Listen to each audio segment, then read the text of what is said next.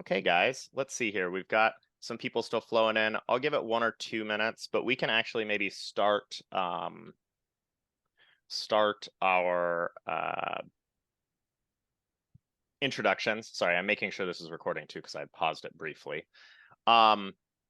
Really a pleasure to have you all coming and joining us here. Please feel free to let us know where you're coming from. Just a short notice, you're welcome to ask questions. We may or may not answer them. I don't always answer questions, but we do read them, and sometimes panelists will bring them up. I may bring them up as well. It depends on how much time we have in the conversation. The questions will also be kind of stored, so if we see something real good, we may respond to it later. Well, you're obviously here, but if you want to rewatch this session or any of the previous sessions, we'll be hosting it on the Wheelhouse YouTube, or if you know someone who missed it.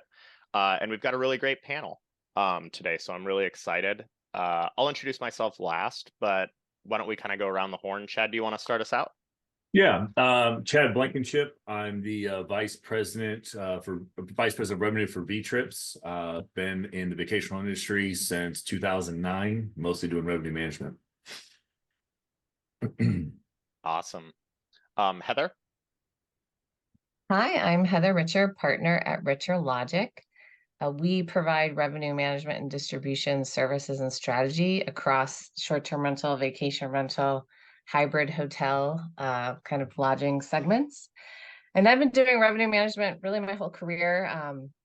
Hotels, my partner, between the two of us, we've done hotels, resorts, casinos, restaurant revenue management, and I'm totally nerd out on this stuff. Or it's sexy, right? Revenue management is sexy. So yes, that's where it's at. Megan? Hi, I'm Megan Moylan. I am the executive director of the Outpost Group in Jackson Hole, Wyoming. Came from the Panhandle where I started in revenue management in 2015. So now it's been about 10 years, which is crazy to think about. And I don't do as much revenue management as I used to. Being a sole revenue manager for a company of about 225 units up to 700 units. And now we have 260 here in Jackson and do a little bit of everything, but definitely my revenue management is my passion. Awesome. Thanks, Megan. And Shane? Yeah, I'm Shane. I'm the revenue manager for Romy. We're based in New Orleans and Miami. And yeah, John and I worked together in the way back at Stay Alfred, which started actually about 10 years ago. So yeah. Awesome. And my name's John DeRelay. I'm the head of onboarding at Wheelhouse and have been a revenue manager for about a decade here, as Shane said, with Stay Alfred prior, and did a little consulting around the COVID time period. Really excited to have this conversation today. We're in kind of an interesting time period, and we also have a pretty good mix of different kind of portfolio types. So as you guys kind of go around, let us know where your portfolio is. We'll try to just talk a little bit about what's going on, kind of specific examples and what these folks are doing in their areas in response to what we're seeing. I think this is a good time, beginning of April, because we have a few things that are happening. The big ski seasons have kind of ended, so we can get an idea of how that went for people, what people are, ski stuff is always really interesting. I'm excited to hear a little bit about how that high season has gone and what the planning for the next year is. We also just came out of spring break period for a lot of different markets. So hearing about how spring break went, how those strategies worked, what maybe needs to change. And then many of us are gearing up for summer travel. So there's a lot going on right now. Why don't we just kind of start out with thinking back into the last 30 days, or Megan, if you want to talk a little bit more about the whole season, you're welcome to, but just reviewing what happened recently. How was spring break? How was that high season? What strategies were you using? What worked and didn't work would be kind of a great place to start. And then why don't we start with Megan, and then we can, people can jump in, or I'll call on folks as we go. Yeah, so we have a really unique market in Jackson where we have two peak seasons, and summer is actually busier for us than the ski season. But we still do have a very, very active ski season. So that typically kicks off like right after Thanksgiving. And we have this really dead period through November. And then right around Thanksgiving is when we get busy through the end of March. And it started slow this year. So much of it is snow dependent. It's interesting, right? Because people who book their holiday vacations in Jackson, they're mostly coming for the holidays, but also to ski, and they're booking those pretty well in advance.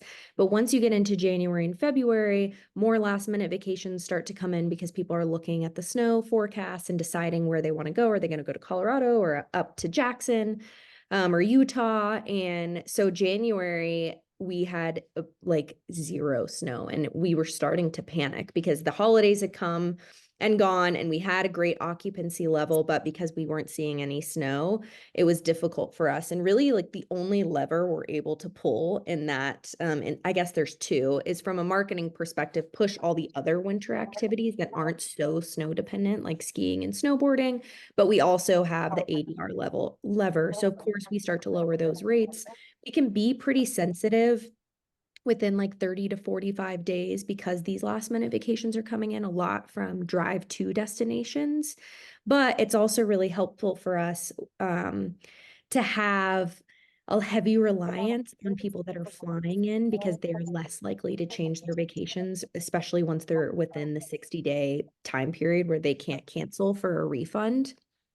So it was a little bit scary, but the snow came mid-January. We ended up having a good snow season. It's always difficult for us, and I would imagine the same is true for anyone in a snowy destination that has a ski resort, where our ADR and our occupancy is directly correlated to this thing that we have zero control over. And the beach, where I used to be a revenue manager, like, yes, you're going to have rainy days, but it is few and far between compared to when you could have a month without any snow, and that could be relatively normal.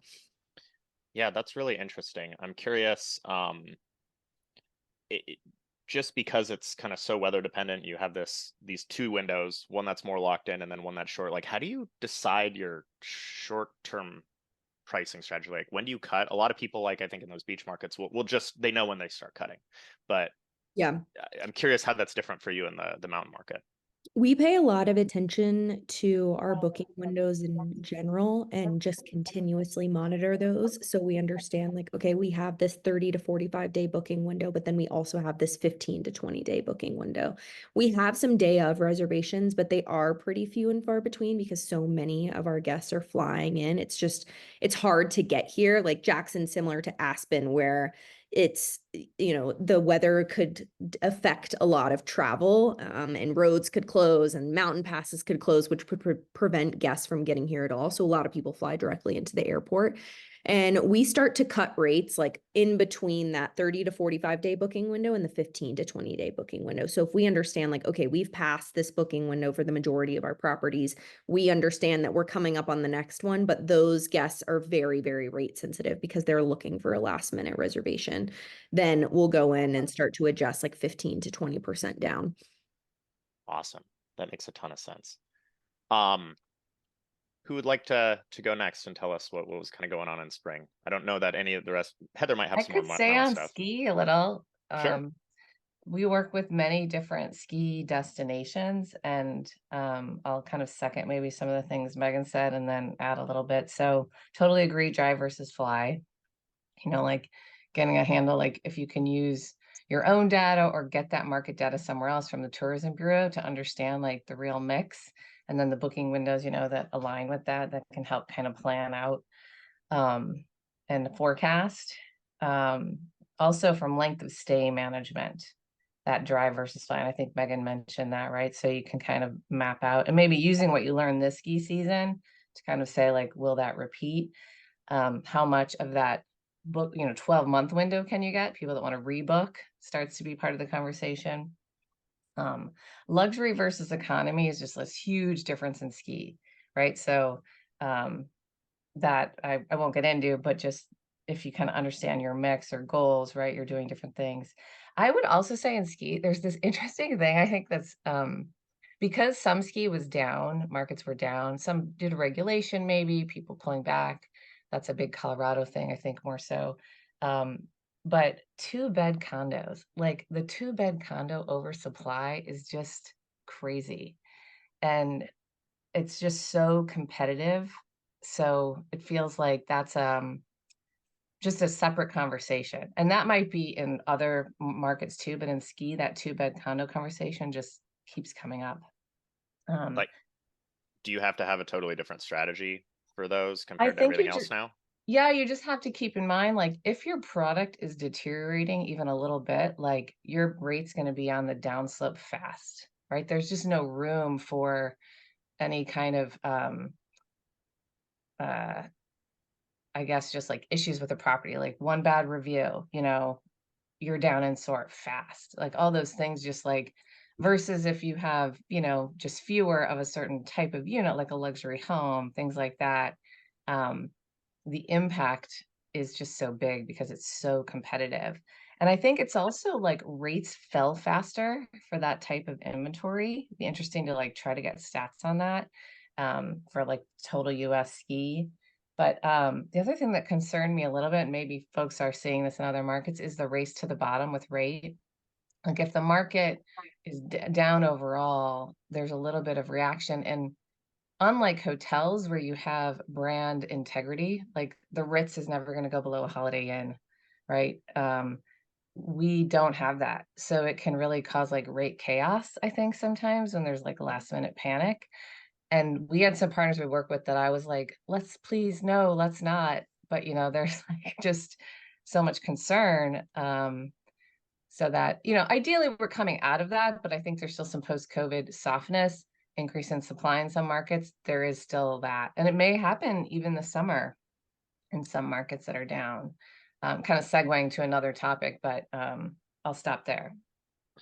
Yeah, I think that's really interesting. And when we talk about, I think, what's coming up, both in the spring and the summer, some thoughts are there. I have some observations from just watching an interesting trend where, because of I think the way that the markets kind of turned down last year, people were more a lot of people have been more conservative for summer, but they didn't apply that to the spring, and they just really held a high rate position for a very long time. And then it like, you kind of see this, it's like, why is my booking window really good up until like a certain point, and then even if I cut rates, everything just kind of collapses. It's like, I think it's that reaction. There's a lot of people who are hitting a certain point in the market who've waited too long on their pacing. They're cutting their rate. Now you're trying to guess where to even be competitive, even if you were ahead of pace.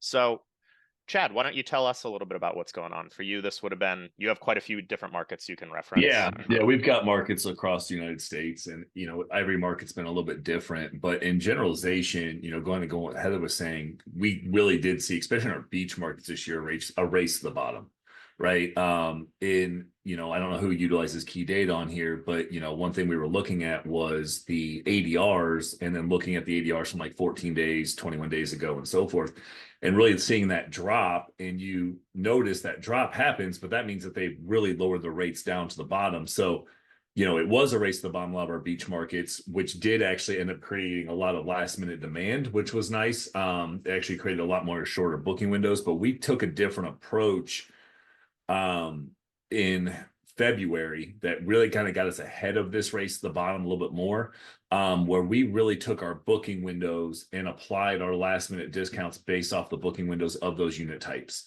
Right. So we really we did a lot of research and due diligence and looking at the booking windows, saying, okay, so if these larger properties are booking on average, 6 months, whatever it is, we're going to start our last minute discounts based off that booking window and so forth, instead of setting everything up standardized, 30 days prior, dropping rates or whatever. That actually helped us get ahead of the curve a little bit. Still saw the last minute, rate to the bottom. And, unfortunately we had to follow suit in some markets because, if you don't follow suit, you're going to be priced way too high. So keep an eye on the inventory with that one. Also going back to what Heather was saying on these 2-bedroom condos, 1-bedroom condos, so forth, especially in a market like Panama City Beach, and there's like for Panama City Beach, you've got over 35,000 1- and 2-bedroom condos in Panama City Beach that are, on the rental market pool. So to what she was saying is, one bad review, if your inventory level starts slipping, you're dead in the water. There's just no ands, ifs, or buts about it. We could talk for hours about Airbnb and how they're doing their hosting and how they're, pushing reviews down, they're dropping you so fast if you get one bad review. And, so with those 1- and 2-bedroom condos, unfortunately, in a market like Panama City Beach, it's gonna be a race to the bottom all year round because there's so much inventory there that demand's not picking up. It's kind of what we're seeing in our ski markets. It's been interesting. We've got 2 different ski markets that we manage in. You know, and it was definitely interesting this year with snow coming in more last minute and so forth than what we really saw. And then in one of our markets, you know, we got the snow, which was great, but it was negative 15 degrees. So no one's wanting to ski in negative 15-degree weather. So we had that flip side of it too, right? And then, you know, one thing that I've had to pay a lot of close attention to this year is my drive-to markets versus my fly-to markets. You know, my fly-to markets, realistically, we do a lot better on my fly-to markets on Expedia than we do even on direct. And we feel like a lot of that is actually to do with they can bundle their flights right there on Expedia. They don't have to, you know, book their room, then book their flight separately. They can do it all in one package. So that realistically, then also looking at your booking windows on your fly-to markets are, you know, significantly longer. So overall, spring break was terrible. No, it wasn't terrible, but it wasn't great. Right? You know, you kind of expect year I after think it year. was short. It feels like it It was was short. shorter. It was very short, Yeah. right? So in previous years, we've had 3-4 weeks of spring break. This year, what we saw in most of our markets was condensed to 2 weeks. They out here from Texas, Galveston, for example, had 1 week of spring break this year. That's all they had. So it was tight to make that happen. And part of what we're seeing is that people this year are not taking 2 vacations; they're taking 1. So we're really kind of hopeful, and we're seeing right now is that summer is going to end up actually being a little bit better because people that didn't go on spring break vacations are going to take that summer vacation. You know, historically, people would normally take 2 vacations. They'd go on spring break. They would also go on a summer trip. And also one thing about getting into summer and part of spring break is some of my bigger markets, Indianapolis, for example, and other markets coming up where they're coming out with 2 weeks of spring break, 2 weeks of fall break, and they're going back to school now in the middle of July. So that's something that we need to be cognizant of in these markets where this is happening. I was talking to a buddy of mine who lives up in Indianapolis, and one of the big school districts in Indianapolis, they have 2 weeks of spring break. But that means that they're going back to school earlier in July, which is going to hurt July demand, where you expect July to always be. We've kind of seen that softening in June from this balanced school schedule, but now we may see that softening coming in the end of July too. So it's something we need to be cognizant about. That's really It could fascinating. improve fall break. Maybe, It could improve right? fall breaks. So- And actually in the Panhandle of Florida, our fall breaks are now actually producing more revenue than spring breaks, which is, you know, and because the Gulf is warmer, right? You know, I mean, you can actually swim in the Gulf of Mexico in, you know, fall and spring. I was out there last week and it was cold. My kids want me to get in there. I wasn't getting in that water. It was freezing. So, but it could help fall breaks too. But that was just something I've never heard of before. It was 2 weeks of spring break, 2 weeks of fall break, and going back to school in July. I've never heard of that before. But the more research I do, you're seeing more and more school districts doing that. Or year-round school. Year-round school. It's that balanced school scheduling. We have 2 weeks of spring break in Jackson. Do you?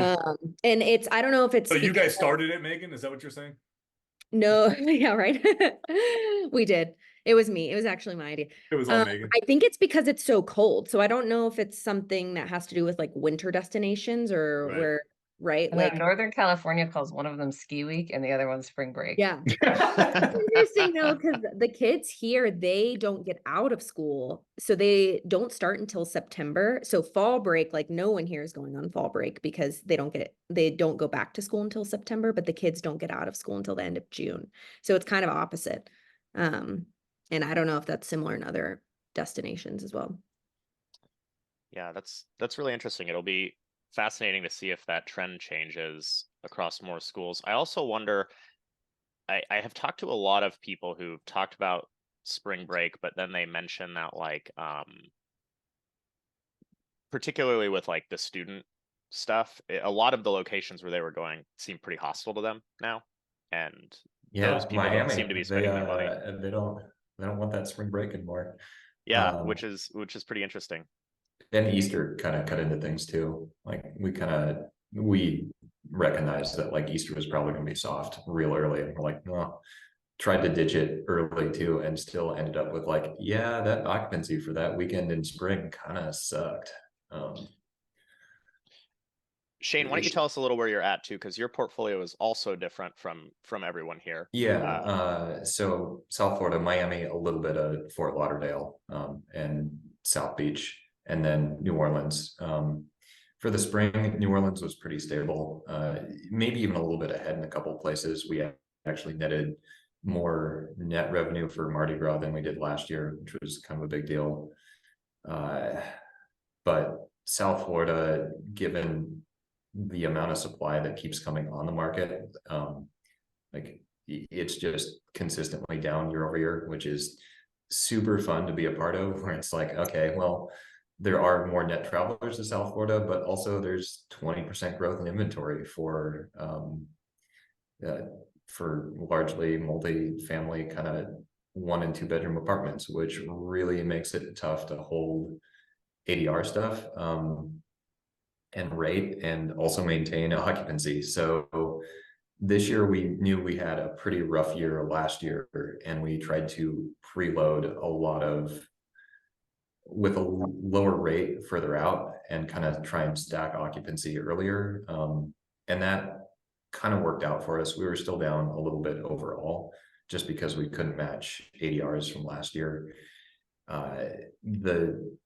The really nice thing that we did learn, though, was that some of our properties, given the way that demand is structured in a lot of South Florida, there's a lot of last minute stuff. If we had a high enough occupancy going into the like 1 to 2 week period, we could actually hold a really stable rate and still get people to convert on it and end up with the occupancies that we were targeting. So some of our buildings actually did very well, even though on paper, if we're going back to it and looking year over year, we're probably down like 7%. But you know, it's a lot better than being down like the 15 to 20% we were last year. So, and how does that compare to the market in that area? Because I know that the urban, you know, we talked to a lot of traditional vacation rental, like destination providers, and COVID was really good, but the urban environments have not had that sentiment. You see a lot less urban providers at scale now than you used to. They have not had the same kind of responses to the post-COVID kind of boom. And it continues to be an extremely inconsistent kind of stabilization of a lot of these markets. So I'm just curious, like, how are you guys thinking about your market data? Yeah, a lot of Miami stuff. It really does. It still looks a lot like Race to the Bottom on some weeks, where you're just like, I mean, there's just so much new inventory that our strategy has turned into trying to optimize for ADR and counting on occupancy to, we have to court picking up occupancy and then hopefully growing the ADR out of that. And I hate when I say hopeful, because sometimes it doesn't always materialize. You know, sometimes we just have a kind of crummy ADR, but Hope is not a strategy. yeah, it's not. But you know, some weeks that's all I got. No, I hear you. But so a lot of it has evolved into, we know there's still a short booking window for a lot of Miami Metro stuff.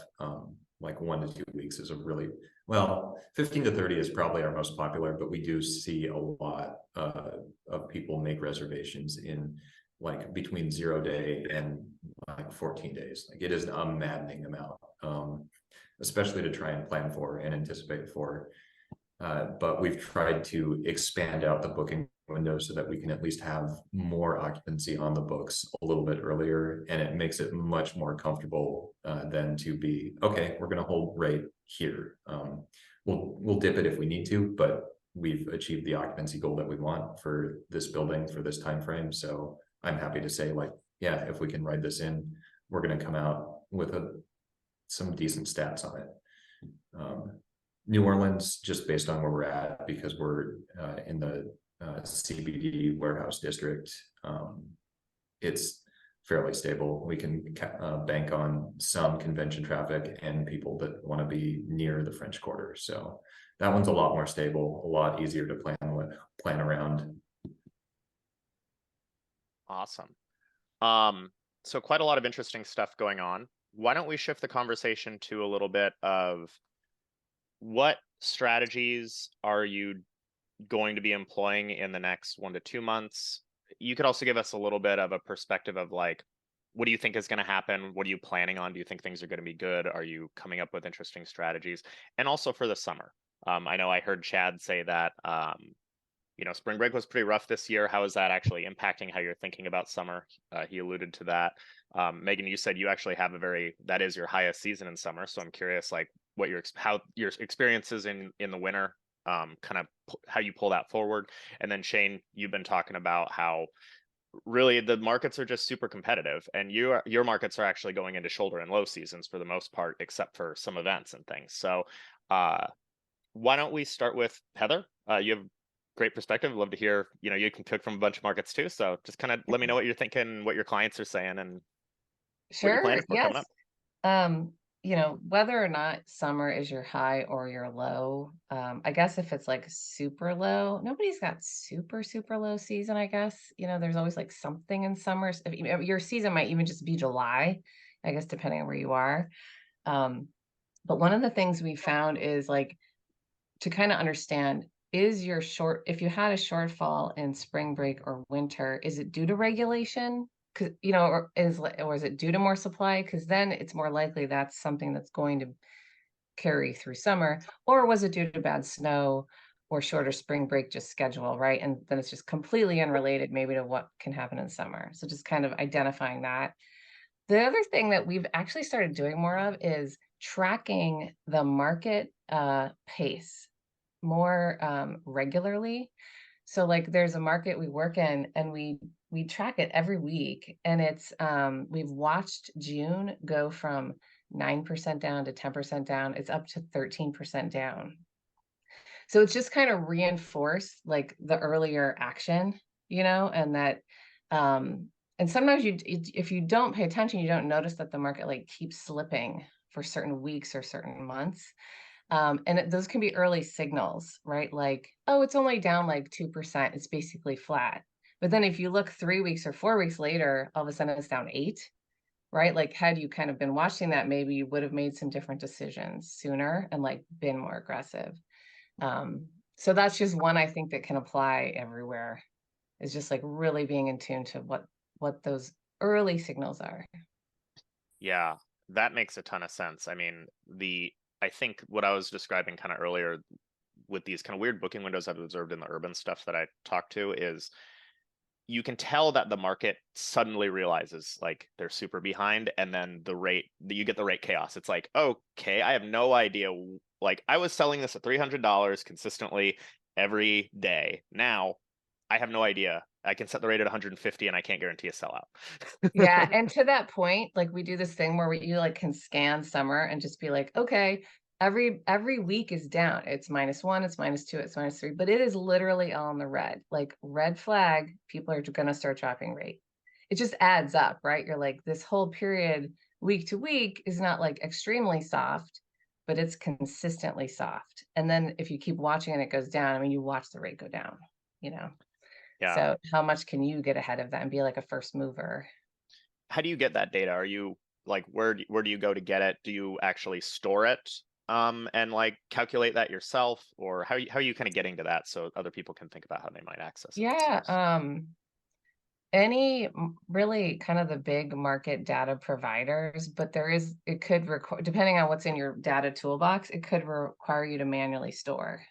Where was the market last week? Where is it this week? For what period? Yeah, but most of them, I think you can get it today versus, 5 years ago, this data was harder to get.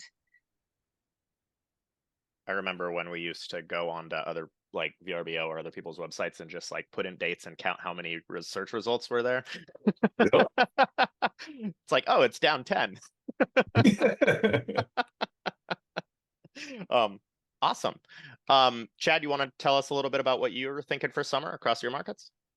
Yeah, so we're testing a couple different strategies out right now. And part of obviously what we've seen over the last couple of years is people want to stay shorter stays. In some of our beach markets or some of our other destinations, what I call legacy destinations, you used to get Saturday to Saturday 7-night minimums, whatever, right? Like that's what you used to get.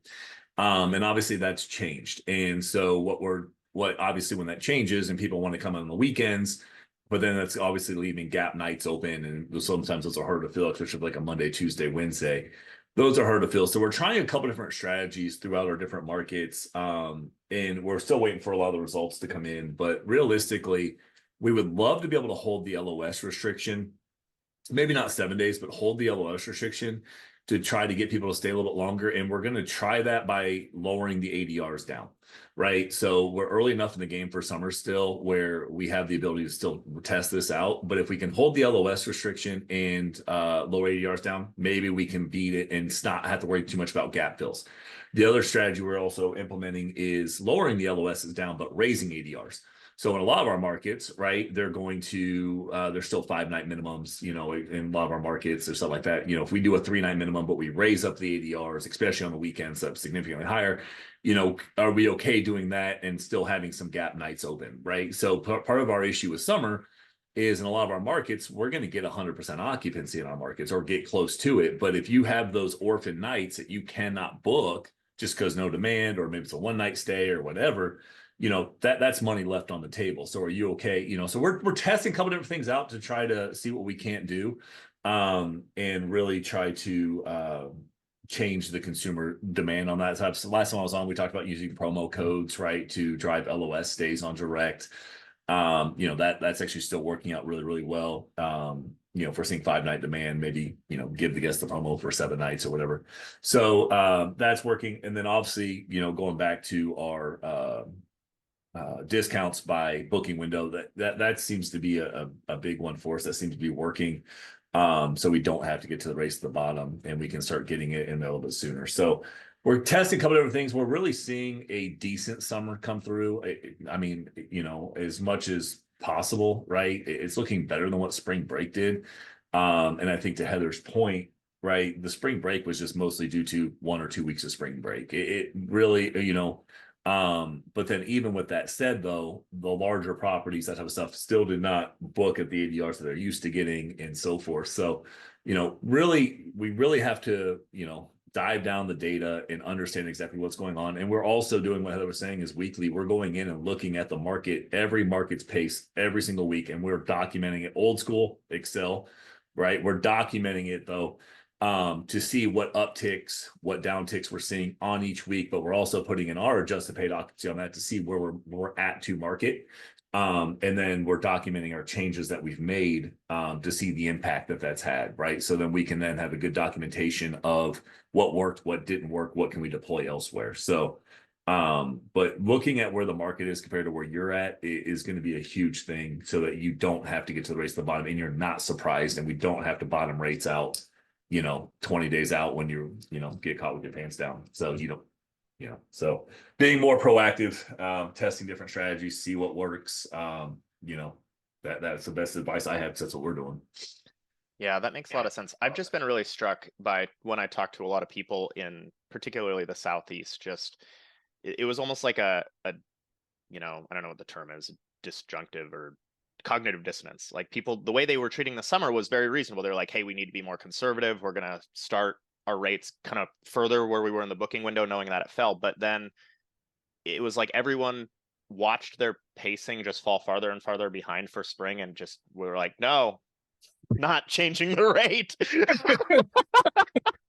Until like 30 days in, and it was like, oh my gosh, it's terrible this year.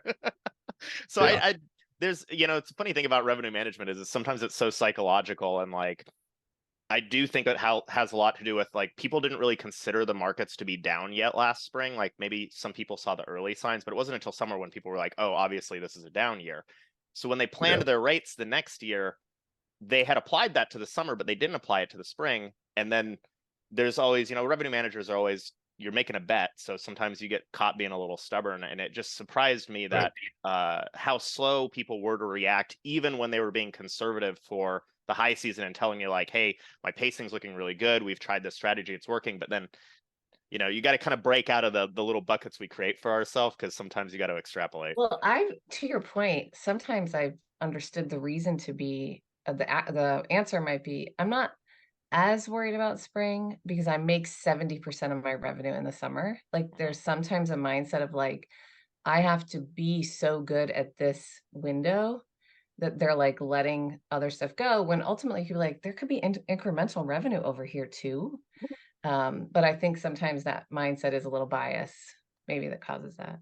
It's like That the makes perfect frosting, sense. right? Like not the cake. is very different. And so, especially if you have a smaller team, right? And or if you just have one person, you're so focused on the cake that you aren't paying attention to the frosting. That makes sense. Shane and I come from a lease arbitrage environment, so it was like every day you're just trying to get as much money as you can. And but I did say that to people. I was like, hey guys, we know that I've said this to a lot of people, and I don't think many people took my advice, honestly. But looking in February, it was like, look, we're starting to pace behind in spring. April's always bad. We might be, and there was like a week, the first week of April in some of these Southeast markets was actually surprisingly strong, like after Easter. It was like, we might be able to make some of this up, right? If we just get ahead. And you have a bunch of properties that didn't book last year, that means you can put them at like any rate that the owner will allow almost. And thinking that way, where it's like, it may not be the most important time, but being able to kind of shift and say, hey, can I make up some revenue here? Can I make some extra revenue? I think that makes a lot of sense. We saw it a lot last fall, I think, in the Southeast, where that was pretty good. And I think a lot of particularly millennial family consumers are much more willing to travel at off time periods. So there is an opportunity to kind of capture additional business, especially if you have properties that weren't booked in the previous year. Megan, why don't you go ahead and tell us what's going on for the summer for you, and then Shane will wrap it up, and then we'll turn it around on some event conversation I want to have. Yeah, of course.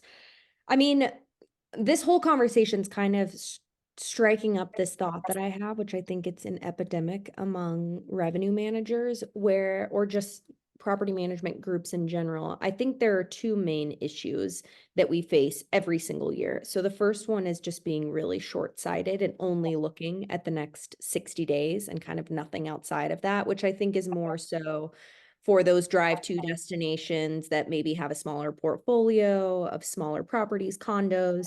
And it's this panic button, right? So, we're 15 days out, let's just floor the rates, or let's floor the rates for the next 30 days because it's not this tailored approach, and more so, like I said, it's very short-sighted. I'm looking at the next 60 days and my strategy is going to be this race to the bottom that we've referred to a couple of times. But the next is this holding ADR throughout the entire year, just hoping that this demand is going to come. And then once you get into this 30 to 60 day window, it's this slash in rates and you drop everything 50 to 60%. And I think that's Jason Sprinkle actually talked about this. I think it was at DARM. They saw that Key Data's research saw that revenue managers across the country did that last year, just kind of hoping that this demand would come, and it never did. And by the time they lowered ADR, you had to drop it so much, and it never built up to this demand that it didn't drive the demand that you were looking for anyway. And the bookings that you did get were for significantly less, right? And so I think these two strategies are both this panic situation that we consistently try to avoid, and both can be avoided with revenue management tools and data insights that we have access to. John, you talked about this. I mean, literally when I started 10 years ago, we would go into Escapia. This is so embarrassing. And we would you couldn't pull an accurate occupancy report in Escapia. So we would go through the blocks and literally count how many reservations that we had, which ones were owners, and we would bring out a piece of paper, and that's how we would decide figure out what our occupancy was for any given week. And that's not the case anymore, right? And so taking advantage of all these things that we have access to now, even consultants that didn't exist 10 years ago, that prevent us from these two panic strategies. So I would say our summer is looking great, which is awesome. May and June are kind of soft right now. And that's mostly due to just the weather is very unpredictable. It's 60 degrees today and kind of sunny, kind of cloudy, but tomorrow and the next day it's supposed to snow. And, people who it's this is an awful time of year. You caught me on a bad week. It's rough over here. More snow. Yeah, right. I know. Chad, I'm and you, Shane, don't even tell me. Okay. It was cold here this morning. It was 68. I had to put pants on this one. I wear shorts. Oh, I'm in Washington. It's Okay. You're not mine. Yeah. I'm just thankful for New Orleans in a couple of They couldn't pay me enough to move there. Yeah. But yeah, the weather, like it can still snow here in June. And so people don't want to take bets on those vacations, particularly when you're spending $10,000 for a week, plus the plane tickets, plus all the activities that you plan to do when you get here. So we do have to be very sensitive when it comes to ADR and communicative with homeowners to let them know, like, hey, what you could expect in June last year when it was nice and warm and sunny might not be the case this June. It's very similar to January, right? Where it's all kind of weather based. July, August, and September are more predictable. Like it's beautiful here and it's warm for the first time in 8 months. And people want to come to the national parks, which is why we have such a strong summer occupancy. So we've actually seen really, really great pickup for all of those. But this is crunch time, like April to mid-May specifically, are when like all hands are on deck and we're having weekly revenue meetings. We're making adjustments to marketing. We're sending out emails and making adjustments to descriptions on the website and keeping an eye, like literally all hands on deck. So yeah. Awesome. I also think though part of the issue we're running into as an industry is a lot of these people bought these houses right after COVID, right? A lot of these vacation rentals got purchased right after COVID, and they saw the numbers, right? They saw the numbers, they put all this cash in there, and they're just not getting the return. So our operations team is getting the pressure from them on the homeowners to maintain ADRs. To I've got to pay my mortgage, I've got to do all this stuff. And it's just not realistic, right? So it's trying to reset these homeowners' expectations at a time where we're trying to figure out what the heck's going on in the industry. It's hard to do. It's not easy. But I think part of our issue is that we're trying to also appease the homeowner, right? Yeah. Special prayer to all the revenue managers who are the front line to the owners also. Sorry. Yeah. We're praying for you. In there. Yeah. Shane, tell us a little bit about what's kind of going on coming up in your markets, especially because that urban seasonality is a little different in the Southeast than Yeah, right now the really shining thing that I'm like holding on to that I think is actually could pay off pretty well for me. Miami Metro stuff right now is we have it at 10% occupancy flat across the entire month right now, which is huge if we can keep filling in like that, because that's way outside our typical booking window for it. And it's not just 10% every weekend, it is 10% every week. So it means we're actually picking up some relatively stable, longer reservations on some of these weekdays, which is one of the weak points that we have when we start hitting this shouldery, not quite low season aspect of it. So that's great. You're not counting on F1? No, that is such a they charge too far so away, much for it. And then yeah, well, I mean, we're It's a like month away. Yeah. Our closest property is like maybe 25 minutes away from it. So like if you're going to F1, you're not staying a half hour away because you're already spending like $1 trillion to get there and get tickets and hang out there, I guess. I don't know. It's been a real down. Like everybody was expecting so much of it out of the last 2 years, and I don't think they had full occupancy for it like attendance for it. I think they were charging too much money. I casually follow F1, so I didn't mean to derail you. That's just something, yeah, in the market I was aware of. the event stuff is really interesting, particularly for you, because I do think I've seen, especially coming out of COVID, where like if something was compressed, like you were screwed, you couldn't get accommodations. And I think that has resulted in some environment where people really overestimate like the importance of their location to the pricing. I mean, we saw that last year at Super Bowl, like tons of people went unoccupied. And Shane, you actually have a Taylor Swift concert in both of your markets with very different situations, which you should tell us about. So Taylor Swift expanded her Eras tour sometime last year, I think August last year. And it is consecutive weekends. It's I think it's the 18th to something in October for Miami, and it's something to the 24th in New Orleans. Almost immediately we picked up like 100K for New Orleans. and we've still got occupancy left. Now it's just kind of like managing what our acceptable price points are, and then just kind of managing if we think there's going to be last minute demand, like how we want to structure that. It is a great place to be.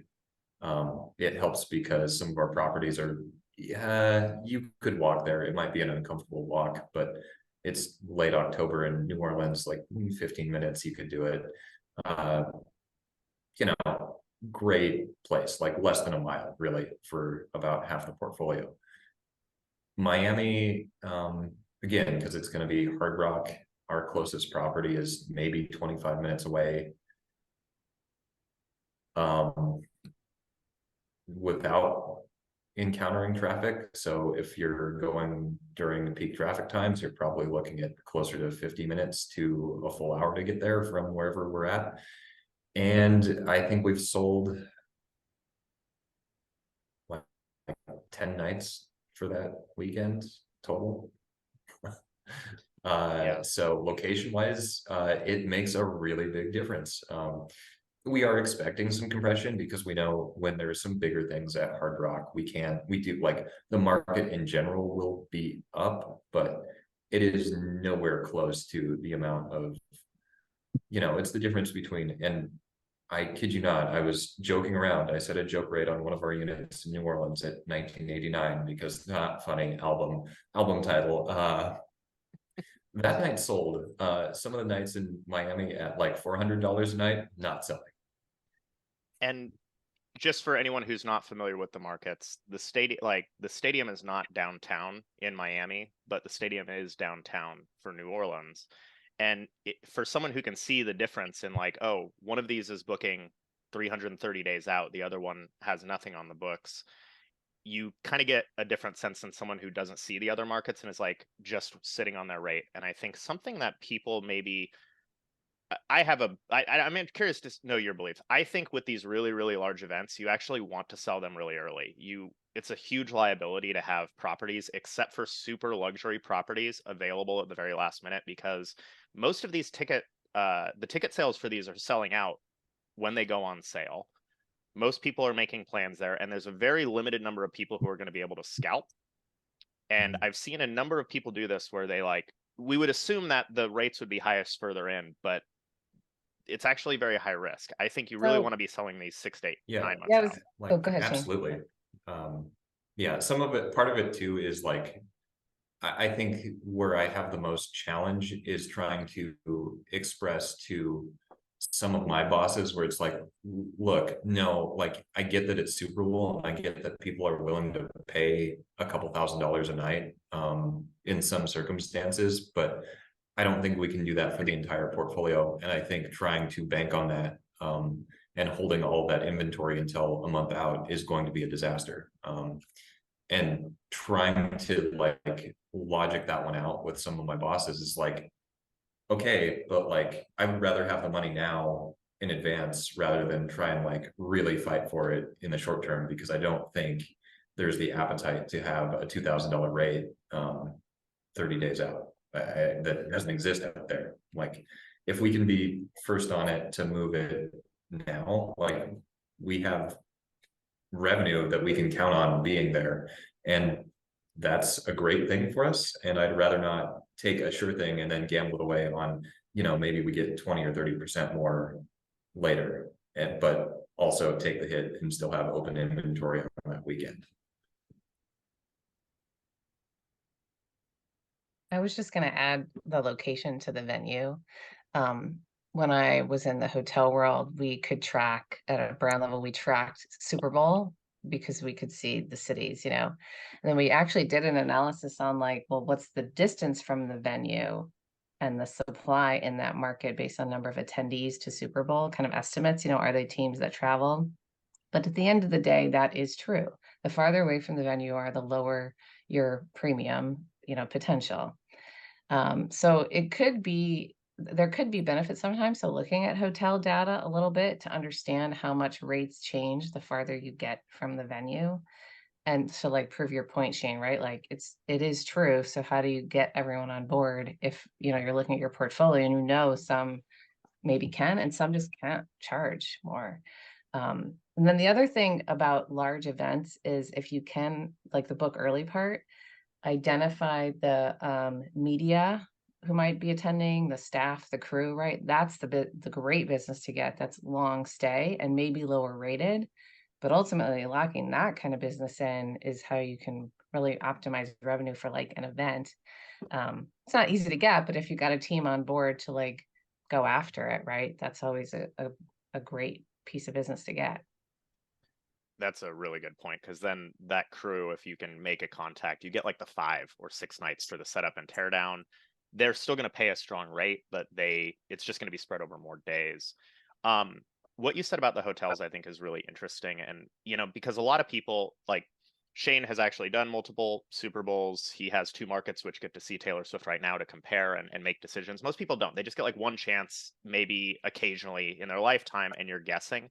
And looking at the hotel data can be helpful because, they have pretty sophisticated pricing, and just looking and seeing how, it's not necessarily the exact number they're posting, but just how it changes. Like right next to the venue, what's the difference to about the distance where I am? I was talking to folks for the Super Bowl was in Vegas this year, right? I was looking at that because I was kind of curious, and the thing that really struck me, this is 60 days out, 30 and 60 days out. If you look, a lot of STR apartments, 1 and 2 bedroom apartments, people were posting the rate like $2,000 a night or whatever. The 4 and 5 star hotels were there, but all of the 3 stars were at a non-premium price. They were just like a regular hotel room price. And that was a big indicator to me that like you really have to change your strategy, because why wouldn't you just stay in a pretty decent like 3-star hotel in Vegas for a fifth of the price than a 1 or 2 bedroom apartment? So also understanding how your property relates to that, and just getting a little bit of that information to give you some hunches to work off of, because there's often not historical data that you can use for these big Yeah. events. John, do you remember like the formative lesson for me was when the Pope was in Philadelphia in like 2015, and the like aftermarket reports were like so many people were trying to charge 1,000, 1,500 a night for their apartments, and they just went empty. Yeah, I think Stay Alfred sold 1, and it was to someone who wasn't even coming for the Pope. He was Yeah. coming for medical procedure. Yeah. Like that was the formative one where I'm like, okay, like you can have your super high compression, high demand dates, but you also have to be reasonable about what you're trying to do here. Yeah. Awesome. Well, pretty interesting conversation. We got a few minutes left, so why don't we just go briefly around the horn if you have any advice or any thoughts that come to mind before we hop off the call, and then we'll hop off, and really appreciate getting the opportunity to chat with you guys. Megan, do you want to start us out? Just any last thoughts? Yeah, I guess my pieces of advice, like I've seen a couple of Q&As come in, just like how do we know what targets to set for occupancy? Should we be setting occupancy targets? I mean, the first place to start, I think, is attending things like this, right? And it is helpful to connect. There are so many, like we have this unique industry where it's less competition and more networking. Like reach out to people on LinkedIn and ask their input and advice. It sounds silly, but it really does make a significant difference. Like Heather is such a good person to connect with, and the consulting that you do in the space. So that would be my number one piece of recommendation. 2, like, yes, to occupancy-based metrics. All of our adjustments are based on an occupancy matrix that we have set up, which prevents the 2 issues that I talked about, right? Either like dropping everything once you get really, really close to the arrival that you're looking at, or waiting too long and holding ADR too high. This like ensures that you have incremental adjustments and saves you a lot of time, so you can communicate with your owners more frequently about setting those expectations, focus more on the marketing side of things, right? Like it, rather than pulling data all day, every single day, and adjusting everything yourself manually, like using a tool like a Wheelhouse would allow you to set those occupancy matrix early on. That frees up your time to do more analysis that's meaningful. Yeah, those are my 2 pieces of advice. Perfect. Shane, do you want to give us some thoughts? Yeah, I would mirror a lot of that. And I'm in sort of a blessed position in that. So this is, I think, I've been here not quite 3 years doing this, but I've had a lot of leeway, and I'm a strong proponent on pulling in a lot of data and using data. And I mean, Wheelhouse has been great for that. We've also saved a bunch of our own. Our portfolio has been relatively stable, so I have a lot of year-over-year data, so that when I'm going back and looking, I can look at, okay, how did we do last spring? What were my booking windows last spring? Do I like those booking windows? Do I want to try and affect a change on those booking windows?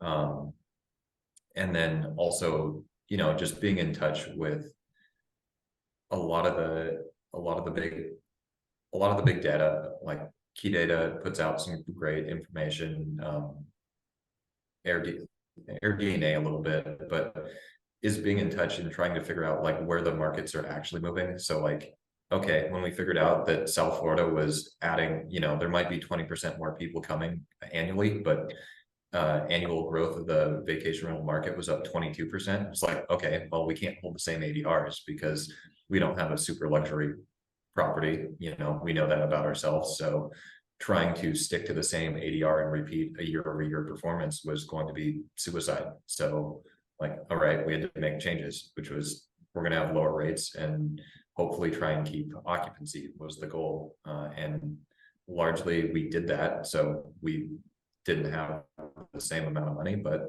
we kept market share, maybe even improved in some places where we were weaker, and we knew we were weaker. Yeah, so that would be my big takeaway is if you can be in touch with what your market is actually doing, and then if you have access to it, utilize and leverage the data that you have. Awesome. Thanks, Shane. Chad? The biggest piece of advice I have, especially in years like this year, is just be proactive versus reactive, right? When we're reactive, that's when we end up bottoming out the rates and, you know, we get caught late in the game. Another way that we do that is, you know, we project every property for every month by ADR and occupied nights that we're projecting. We actually make our budgets off of that number for the company level. And that by looking at it in that way, it gives you different ways to look at it because you can get the occupied nights, maybe sacrificing ADR a little bit. Unfortunately, that's kind of what we're seeing more so this year. But that also then helps you explain to your homeowner. When we give a projection out to a homeowner, we don't give them the breakdown for each month. Like this is your ADR occupied nights. We give them two numbers, a conservative number and a good year number, right? And the whole goal there is we tell the homeowner, look, let us get to this number. There's multiple ways that we can get there. We get there from high ADRs, low paid nights, low ADRs, high paid nights, and we're trying to find that right mix, right? One thing I've always told my team when they're talking to homeowners, like, look, we don't set the rates in the market. The market sets the rates. It's our job to figure out what the market will bear, right? That's the number one priority because these homeowners are like, I should get $500 a night. We don't set the rates. The market does, right? So use that advice when you're talking to your homeowners. It's worked out very well for us. That's great advice. And Heather? I'll summarize in 3 things, and it's kind of repeating a little what was said is, know your portfolio. If you don't have a programmatic, systematic way you're looking at your own data, like figure that out. And if your portfolio is not stable, this is hard. This is harder. So that's number 1. Number 2 is alignment with market. So same programmatic, systematic way you're getting market data to do those comparisons. And whatever that looks like for you, weekly, every 2 weeks, but that those 2 places you're getting data, and that it's the relevant data to you that you want to closely monitor. You've curated it, made groups, configured your tech, however you do that. The third is education. I'll put a plug out there for RevProf. I put it in the chat. Thank you, Megan, for noting Richer Logic. This is what we do. We help, get your team educated, can do a short kind of engagement as well as just like long-term support if you're missing revenue management in-house. It's been fun for us. We've seen folks grow their portfolio and then bring revenue management in-house, and just this discipline as an industry is not going away. So identify who's doing the job and what the job is. And yeah, again, thanks, John, for hosting this. I mean, venues like this are awesome for education. I always leave with my mind kind of racing and new ideas. So Thanks. Awesome. Thank you, Heather. My advice, just thinking about the summer, would be, I agree with what everyone's been saying. It's been great advice.